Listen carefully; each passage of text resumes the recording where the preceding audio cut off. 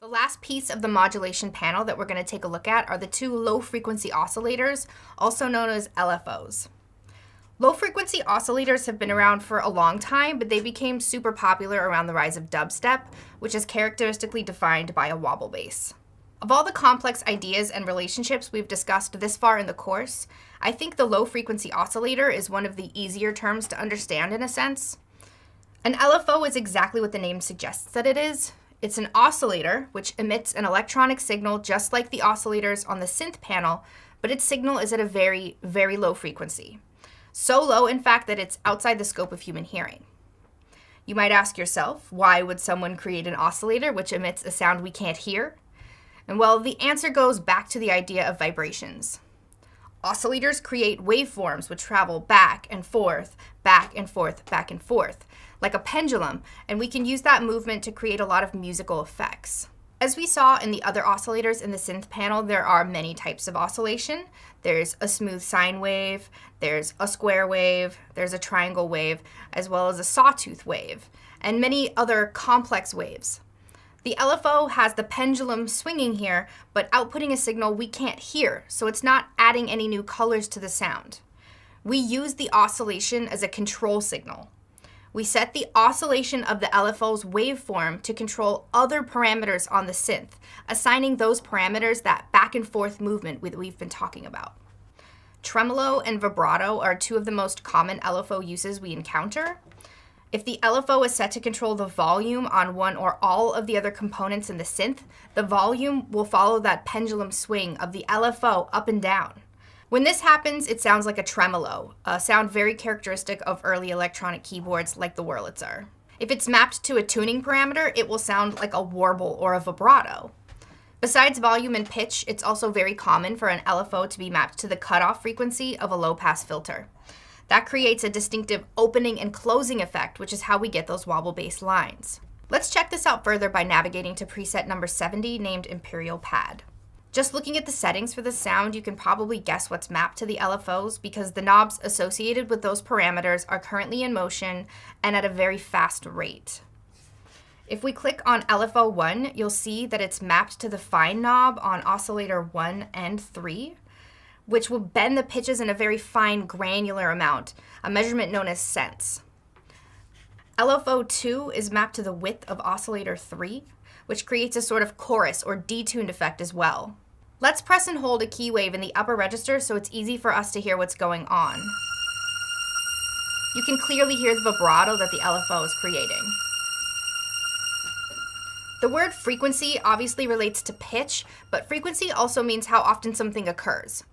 On an LFO, frequency has more to do with speed than it does with pitch. If you turn down the frequency on both of the LFOs, you'll notice that the rate at which the dials are swinging slows down.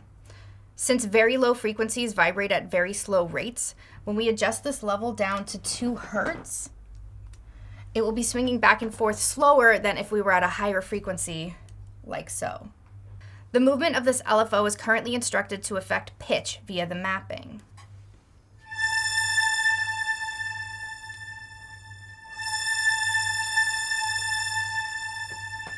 If we adjust the level, you'll see that the oscillation becomes more or less pronounced. If we pull this all the way up to 100%, it's going to reach the highest and lowest values of the mapping, and if we lower it, the less far the dial travels. The fade knob is a time-based parameter which will dictate how long it takes for this LFO to fade in and out, and just like the envelopes, we have a value of 0 to 5 seconds to choose from. So if I turn this all the way up, you'll see that it's going to take a moment for that to really kick in. Now let's do something a little bit more advanced. I'm going to map envelope 5 to the frequency and level of LFO 1 and 2. And what I want is for this vibrato the LFOs are creating to come in slowly, reach its maximum value, and then fade out on the release. And since this is a time-based modulation, I'm going to use an envelope to make it happen. So let's work through this together and see if we can understand how everything is working in tandem. Click along with me as I do this, and remember you can always reset the preset by navigating away and right back to it. And you can also start and stop this video as many times as you need to. We'll start by turning on envelope 5. Now turn up the attack and release time so you get a slope that has a gradual fade in and fade out and looks something like this. Now we need to turn down the base value of both the frequency and the level on both LFOs so that we have some headroom to travel once we hit a key wave.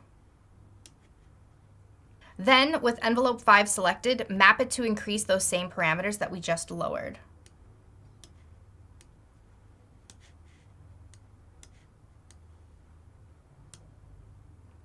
So now when we press a key wave, let's see what happens. Keep an eye on the fine and width knobs on oscillator 1 and 3. Not only do they speed up in frequency, but they also swing back and forth more dramatically as we reach the full value on the envelope. And then as we release the key wave, the converse action takes place. For those of you who are just starting to learn about envelopes and LFOs, that may have been a lot to digest. If you're in that boat, I would go back and watch the previous video and this video a few more times for starters. Then I want you to go through all the different presets, see what different mappings already exist on the envelopes and LFOs, and watch them in action. When you find one that intrigues you, try visualizing an adjustment you could make. Work it out in your head first is how you might go about creating what you want to hear. Then see what happens when you execute that plan. The more you experiment and use your ears, the more you'll understand and be in control of these devices. Not only that, but it will actually make you smarter, since you'll be using the creative right side of your brain to imagine a sound and the analytical left side of your brain to deal with technical stuff. And by doing that, you create new neurological pathways between the two.